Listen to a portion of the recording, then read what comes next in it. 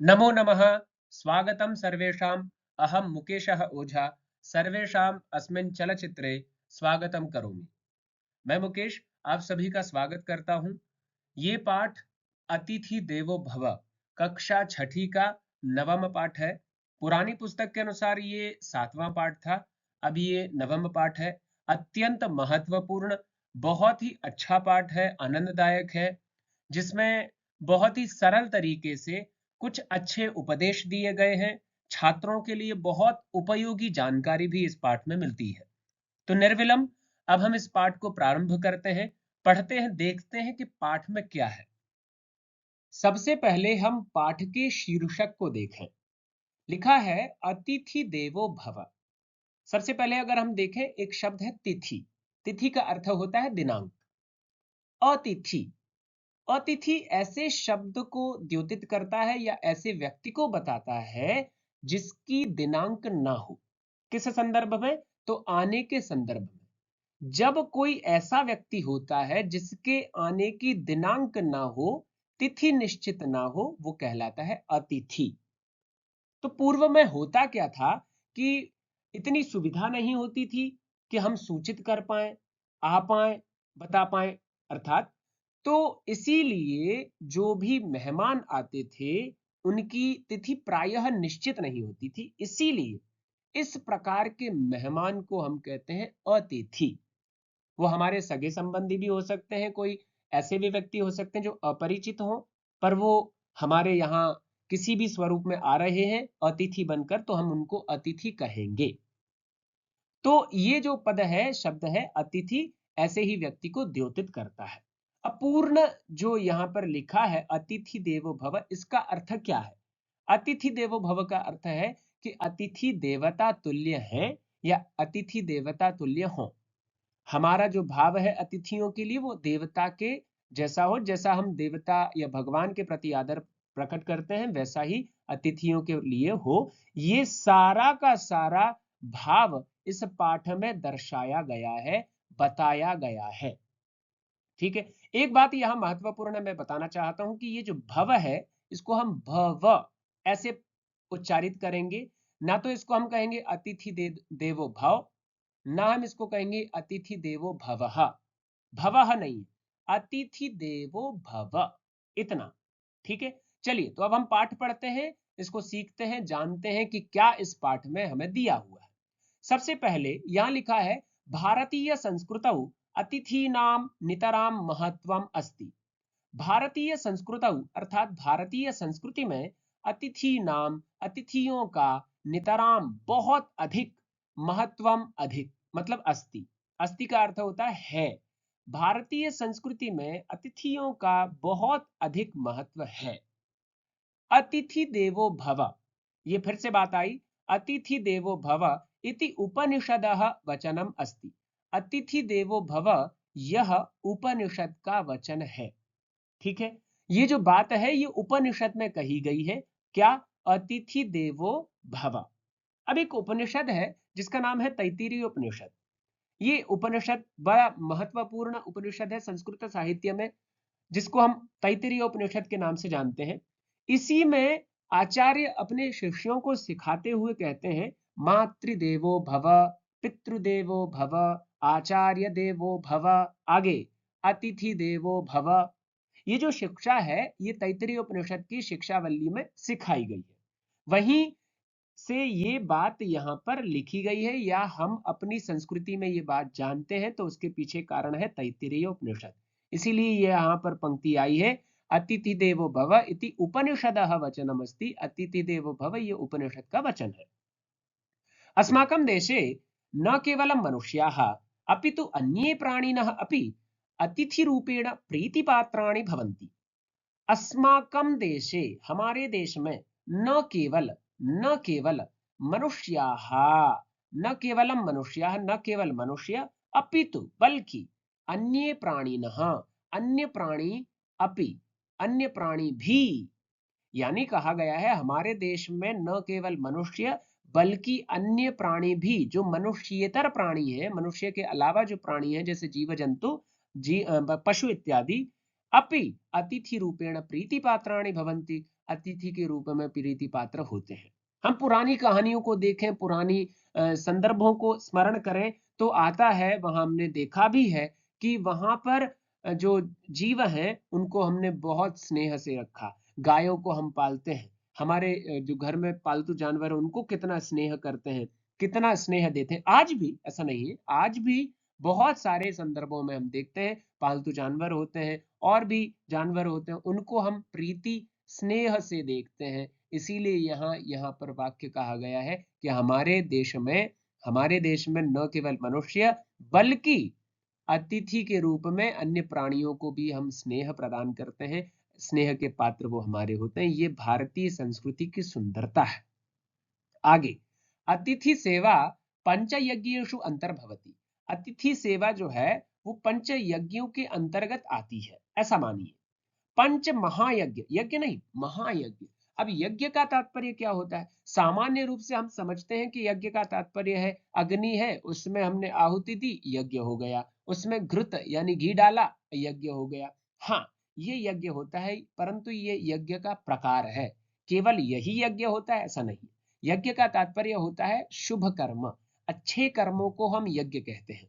ठीक है, तो भारतीय संस्कृति में महायज्ञ, पंच महायज्ञ बड़े प्रसिद्ध है और सरल भी है। ये हमारे अगर आचरण में आ जाते हैं तो हमारा जीवन उत्कृष्ट हो जाता है, हमारा जीवन उज्जवल हो जाता है। पंच महायज्ञ कौन कौन से हैं, जरा हम ये देखें। तो पंच महायज्ञ हमारे हैं, पहला है ब्रह्म यज्ञ। ब्रह्म यज्ञ का क्या तात्पर्य है? ब्रह्म यज्ञ का तात्पर्य होता है हम उस परमात्मा के प्रति कृतज्ञ रहें जिन्होंने ये जीवन हमें दिया। न केवल जीवन बल्कि जीवन के लिए संसाधन दिए, ये प्रकृति दी जिसमें हम जीते हैं, जिसमें हम रहते हैं, भोजन इत्यादि दिया। इसीलिए उस परमात्मा के प्रति अगर हम कुछ समय निकाल करके, समय ना निकाल कर तो ऐसे ही चिंतन करके उस परमात्मा के प्रति जब हम धन्यवाद ज्ञापित करते हैं और ये प्रार्थना करते हैं कि हे ईश्वर हमारे अंदर शक्ति भर दो, क्योंकि वो तो सर्वशक्तिमान है, जिसने इतना बड़ा ब्रह्मांड बनाया वो तो सर्वशक्तिमान होगा ही ना। तो उस सर्वशक्तिमान से हम प्रार्थना करते हैं कि हे प्रभु हमारे अंदर कुछ शक्ति भर दो, ताकि हम इस दुनिया में, इस विश्व में रहते हुए कुछ परोपकार कर पाए, कुछ अच्छे कर्म कर पाए। तो ये जो गतिविधि है, उनसे प्रार्थना करना, उनके प्रति कृतज्ञता ज्ञापित करना, छात्रों के लिए ये ब्रह्म यज्ञ है। आगे कहा है पितृयज्ञ। अब पितृयज्ञ क्या है? पितृयज्ञ का तात्पर्य है जो हमारे ज्येष्ठ हैं, पिता, माता, दादा, दादी, चाचा जी, चाची जी, ताऊ, ताई, ये सभी जो लोग हैं वो हमारे लिए पितृ हैं। तो उनके प्रति कृतज्ञता ज्ञापित करना, उनके प्रति आदर का भाव रखना, उनकी बात सुनना, उनकी उनका कहा मानना, उनके उपदेशों पर अमल करना, उनके उपदेशों को मानना, ये जो बातें हैं, ये जो आचरण है, ये छात्रों के लिए पितृयज्ञ है। आगे कहा है देवयज्ञ। देवयज्ञ का तात्पर्य है ये प्रकृति, जिसके अंतर्गत सूर्य, चंद्रमा, नदी इत्यादि सब आते हैं। तो हमारे लिए सूर्य कितना कुछ देता है, प्रातः काल से लेकर संध्या काल तक प्रकाश देता है। इसके अलावा हमारे अंदर ऊर्जा भरता है। जहां कहीं भी अग्नि है, जहां कहीं भी गति है, उसका कारक इस धरती पर सूर्य है। तो सूर्य कितना कुछ देता है, नदी कितना कुछ देती है, वायु कितना कुछ देते हैं। उनके प्रति कृतज्ञ रहना ये देव यज्ञ है। उनके इस उपकार का स्मरण करना ये देव यज्ञ है छात्रों के लिए। आगे है भूत यज्ञ। भूत यज्ञ का क्या तात्पर्य है? भूत अर्थात प्राणी। जो भी प्राणी है उनके प्रति हमारा परोपकार का भाव हो, ये भूत यज्ञ है। जैसे गाय को रोटी खिलाना, कुत्ते को रोटी खिलाना, चींटियों को आटा डालना, या जो भी जीव हैं, जो भी प्राणी हैं जिनकी हम सहायता किसी भी स्वरूप में कर सकें, उनकी सहायता करना, ये जो भाव है, ये जो सहायता करने का भाव है, ये छात्रों के लिए भूत यज्ञ है। न केवल छात्र, ये पाठ छात्रों से संबंधित है, इसीलिए मैं छात्र छात्र कह रहा हूं, परंतु ये सभी के लिए उपयोगी है। अंत में आता है महायज्ञों में अतिथि यज्ञ। अतिथि यज्ञ का तात्पर्य वही है जो हमने अब तक यहां पर पढ़ा, अतिथि सेवा। अतिथि यज्ञ, अतिथि सेवा होती है। ठीक है, तो ये यज्ञ आप सोचिए, इसमें कहां पर यज्ञ हो गया, कहां पर हमने अग्नि डाली? नहीं, ये सब के सब शुभ कर्म है। तो यज्ञ का तात्पर्य है शुभ कर्म, और ये जो यज्ञ हैं बड़े महान यज्ञ हैं, इसीलिए इनको पंच महायज्ञ कहा है। आगे बढ़ते हैं।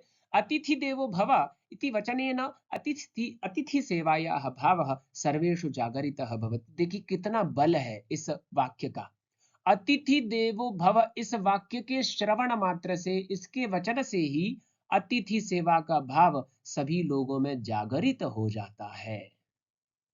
देखें आगे लिखा है, तादृशः कश्चन प्रसंगः अत्र पाठे दर्शितः। उसी प्रकार का कश्चन कोई प्रसंग यहाँ पाठ में दिखाया गया है, बताया गया है, जिसके माध्यम से हम ये जानेंगे कि अतिथि देवो भव ये कितना बली है, कितना बलियान है, कितना शक्तिशाली वाक्य है, कितना महत्वपूर्ण वाक्य है। इसको हम सीखेंगे आगे के पाठ में, मतलब जो हमें आगे पाठ दिया गया है। इतोपि हम किमपि वक्तुम इच्छामि, इतोपि अहम किमपि वक्तुम इच्छामि। मैं कुछ और बोलना चाहता हूं कि मध्य मध्य में मैं संस्कृत का भी प्रयोग करूंगा, और जिस प्रकार मैं प्रयोग करूंगा मैं ये कोशिश करूंगा कि आपको समझ में आए, तो आप उसका आनंद लें, आनंद के साथ पाठ पढ़ें और सीखें। अस्तु अग्रे चलामः पठामः। लिखा है, यहाँ प्रारंभ करते हैं। यहाँ चित्र भी है, आप देखते रहे, और उसी की बातें यहाँ पर लिखी हुई हैं। कह रहे हैं, राधिका एषु दिनेषु कूर्दमाना एव चलति। यहाँ पाठ में आप जहां कहीं भी ये नीले अक्षरों से, आसमानी रंग के अक्षरों से, जो भी मतलब रंग से जो अक्षर देख रहे हैं, ये सब के सब महत्वपूर्ण है। इनको हम बताएंगे, आगे पढ़ेंगे ये क्या है। ठीक है, ये महत्वपूर्ण है, इनको भी आप देखते रहे। पाठ में भी इसी प्रकार से इनको अलग चिन्हित किया गया है। सबसे पहला वाक्य है, आप सभी इसको कोशिश करें, स्वयं से अर्थ निकाल सकते हैं यदि आप देख रहे हैं तो। राधिका एषु दिनेषु कूर्दमाना एव चलति। कहा गया है कि राधिका, राधिका कोई लड़की है, यही दिख रही है, यही राधिका है। एषु दिनेषु, इन दिनों, एषु दिनेषु इन दिनों में, है, इन दिनों में कूर्दमाना एव चलति। कूर्दमाना मतलब कूदती हुई, उछलती हुई कह सकते हैं कि राधिका जो है उछलती हुई, एव मतलब ही, चलती मतलब चलती है। राधिका इन दिनों उछलती हुई ही चलती है, कूदती हुई चलती है। यतः, क्योंकि, यतः मतलब क्योंकि, गृहे नूतनाः अतिथयः सन्ति। देखिए कारण बताया है। बच्चे आप सभी जानते हैं, समझते हैं कि हम उत्साह से भरे होते हैं तो उछलते हुए चलते हैं, सामान्य चाल बदल जाती है हमारी। यही पाठ में बताया कि राधिका की भी चाल बदल गई है, वो उछलती हुई चलती है। क्योंकि कारण है, गृहे, गृहे मतलब घर में, नूतनाः अतिथयः सन्ति। राधिका के घर में नूतन, नूतन का अर्थ होता है नए, अतिथयः मतलब अतिथि, सन्ति मतलब है। राधिका के घर में नए अतिथि हैं, इसीलिए वो आजकल उछलती हुई चलती है। एषु दिनेषु को मतलब आजकल भी कह सकते हैं। ते च विशिष्टाः सन्ति। वे जो अतिथि हैं, ते मतलब वे कौन, अतिथि। ते अतिथयः, ते च, और वे, च मतलब और वे अतिथि विशिष्टाः सन्ति, बड़े विशिष्ट हैं। क्या है, कौन है, माता। उन अतिथियों में कौन कौन है, एक माता है। पुत्रौ, पुत्रौ द्विवचन में है, पुत्रः पुत्रौ, तो दो पुत्र हो गए, माता है उसके दो पुत्र हैं। फिर पुत्र्यौ, पुत्री के भी द्विवचन है, पुत्री पुत्र्यौ, तो माता है और उसके दो पुत्र हैं और दो पुत्रियां हैं। च मिलित्वा ते तत्र पंच सन्ति। ध्यान से देखें, कहा है कि माता और दो पुत्र और दो पुत्रियां, ऐसे करके चार बच्चे और एक माता, सब मिलकर के पांच हैं, पांच हैं। अहोरात्रम, आगे बढ़ते हैं। अहोरात्रम तस्याह चिंता एकत्र एव। अहोरात्रम, अहोरात्र मतलब होता है दिन रात्र, दिन रात।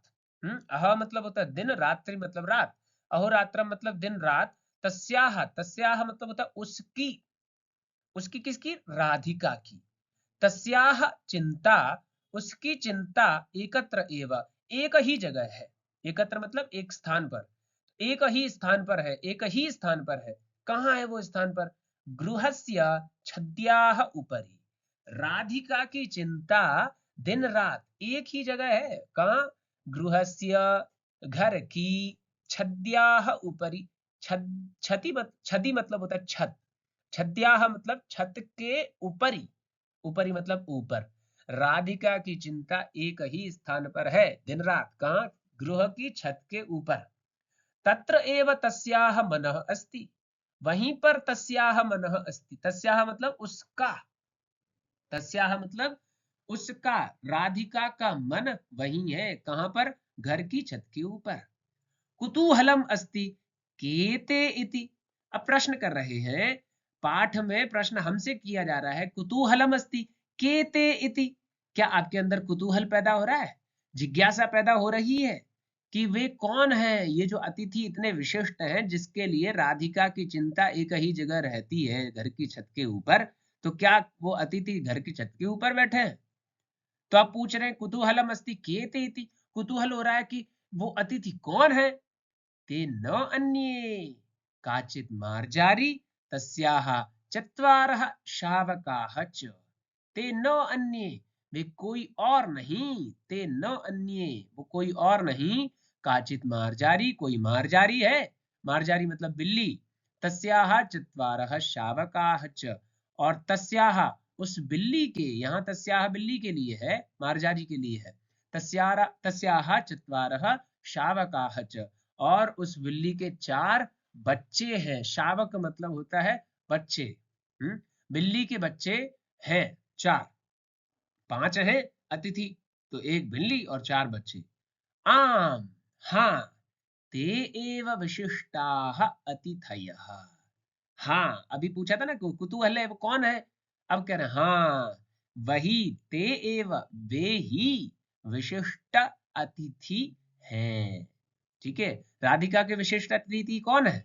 4 बच्चे और 1 मार्जारी। सा तु तेषां नामानि अपि चिंतितवती।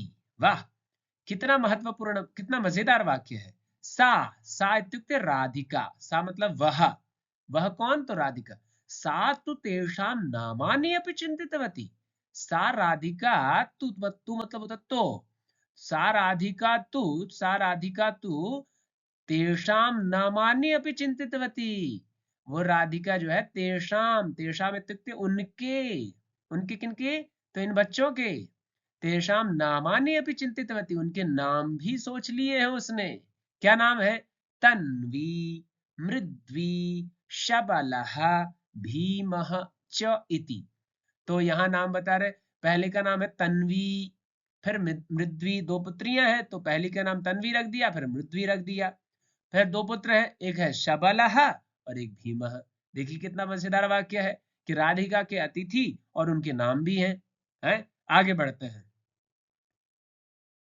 आगे लिखा है, तन्वी आकृत्या सुंदरी। अब जो बच्चे हैं, राधिका के जो मेहमान हैं, बिल्ली के बच्चे हैं, उनके विशेषण बता रहे हैं कि जो तन्वी जो है ना, आकृति, आकृति मतलब उसका जो डील डॉर है, शरीर है, उसकी शरीर की जो आकृति है, उससे वो सुंदर लगती है।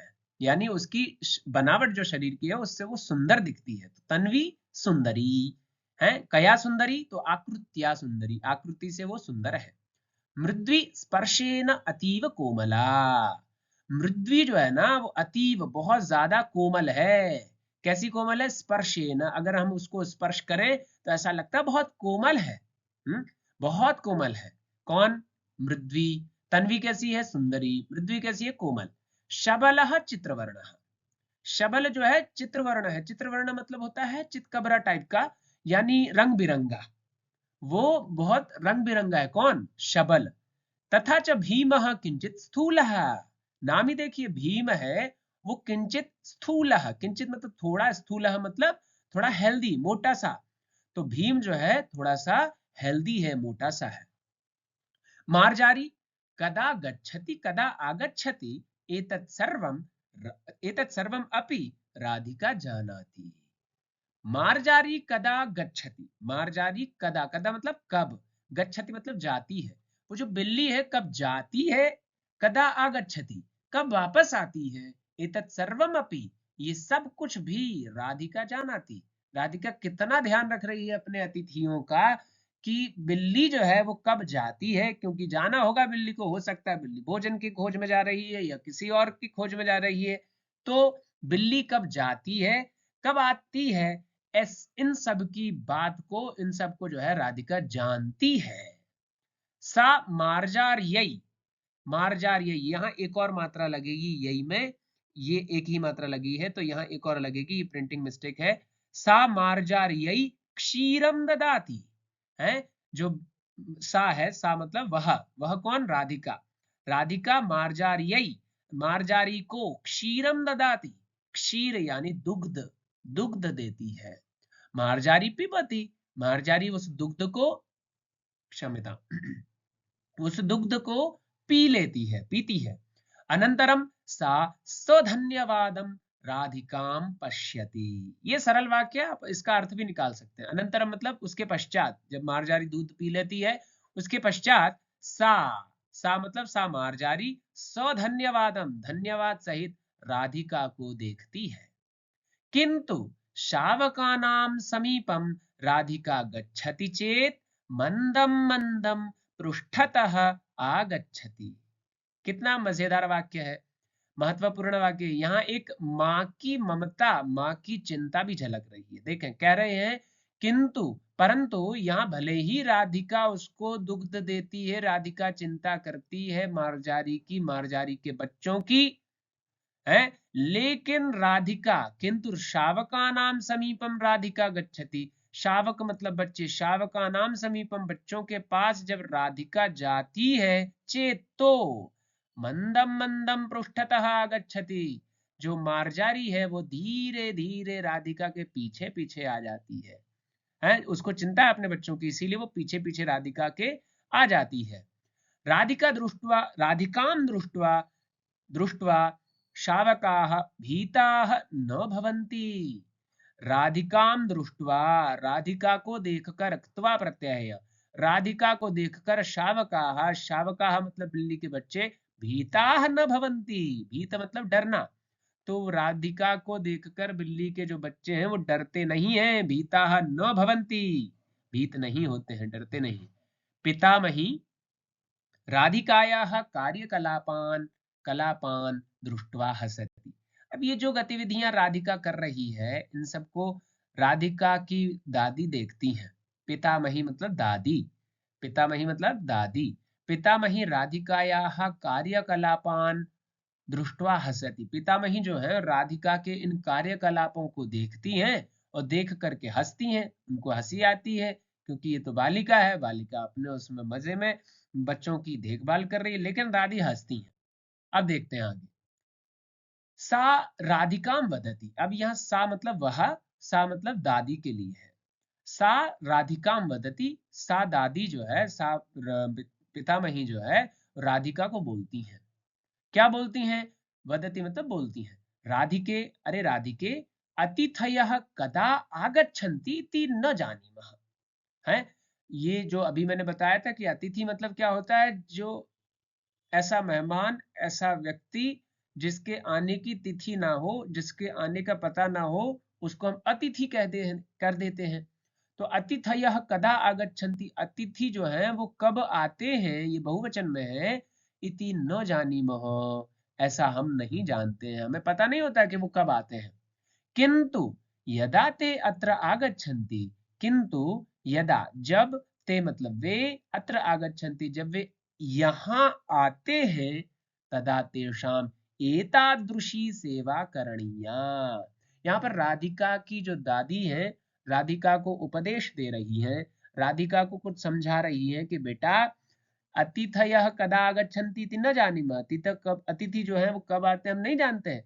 किंतु यदा ते अत्र आगच्छन्ति, जब अतिथि वो यहाँ पर आए, तदा तेषाम एतादृशी, तब उनकी, तदा मतलब तब उनकी, तेषाम मतलब उनकी, किनकी, अतिथियों की, एतादृशी सेवा करनी है, इसी प्रकार की सेवा करनी चाहिए जैसे तुम बिल्ली के बच्चों की कर रही हो, बिल्ली की कर रही हो। राधिका पितामह्या मह्याः कंठं परितः मालाम् इव हस्तौ स्थापयन्ती पृच्छति, अस्तु करोमि। देखिए यहाँ पर राधिका क्या कर रही है, राधिका पितामह्याः कंठं परितः, राधिका पितामही के कंठं परितः, कंठ के चारों ओर, मालाम इव, माला के समान, जैसे माला होती है ना, वैसे ही कंठ के चारों ओर, गले के चारों ओर माला के जैसे हाथ स्थापित करके, जैसे यहाँ देखेंगे राधिका ऐसे हाथ माला के जैसे दादी के चारों ओर, गले के चारों ओर ऐसे स्थापित करती है पीछे से, और फिर बोलती है, पहले पूछती है अस्तु करोमि। उसका वाक्य है अस्तु, ठीक है मैं करूंगी, जो आपने कहा उस बात को मैं करूंगी कि सेवा करूंगी, अतिथि आएंगे। किंतु किमर्थम, किंतु किमर्थम है प्रश्न है, परंतु क्यों? पितामही वदति अतिथि देवो भव। ध्यान से देखें, अब यहाँ पर राधिका ने बोला कि ठीक है आपने कहा मैं मतलब उनकी सेवा करूंगी, अस्तु करूंगी, ठीक है मैं जो है करूंगी, किंतु किमर्थम, परंतु क्यों करूंगी, क्या कारण है, क्यों करना चाहिए? तो दादी उसको उपदेश देती हैं, फिर बताती हैं, पितामही वदति अतिथि देवो भव। अतिथि जो है वो देवता के समान हो, ऐसी तुम्हारे अंदर भावना होनी चाहिए, या अतिथि में देवता का भाव हो, ऐसी तुम्हारे अंदर भावना होनी चाहिए। अर्थात अतिथि अस्माकं देवः अस्ति इति चिंतयतु। सरल रूप में अगर हम इसको समझें तो इतना जानो, राधिका ने प्रश्न किया कि अतिथि की सेवा क्यों करें, तो अतिथि ही अर्थात अतिथि ही अस्माकं देवः अस्ति, अतिथि हमारे देवता है, भगवान के समान है, इति चिंतयतु, ऐसा सोच लो बस।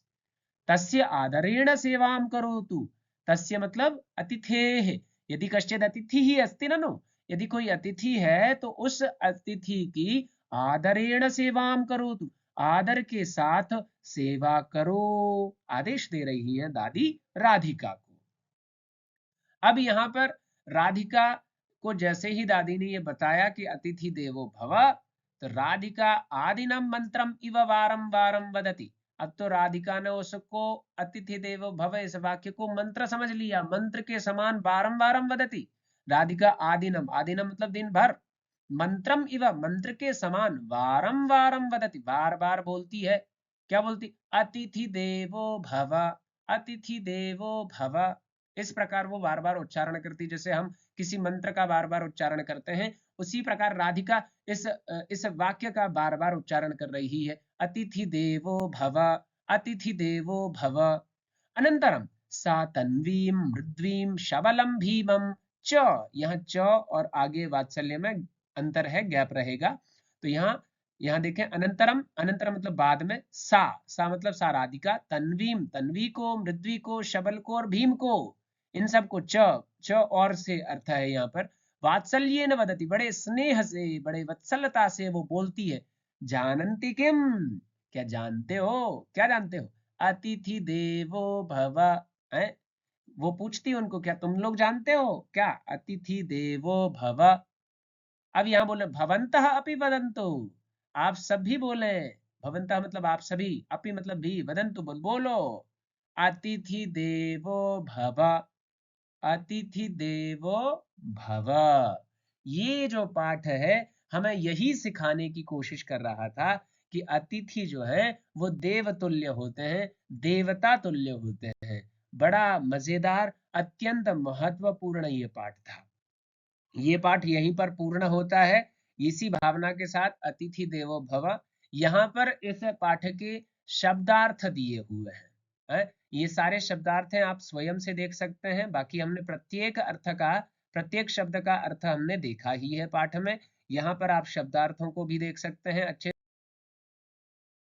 से, ये सारे के सारे यहाँ पर शब्दों के अर्थ दिए हुए हैं।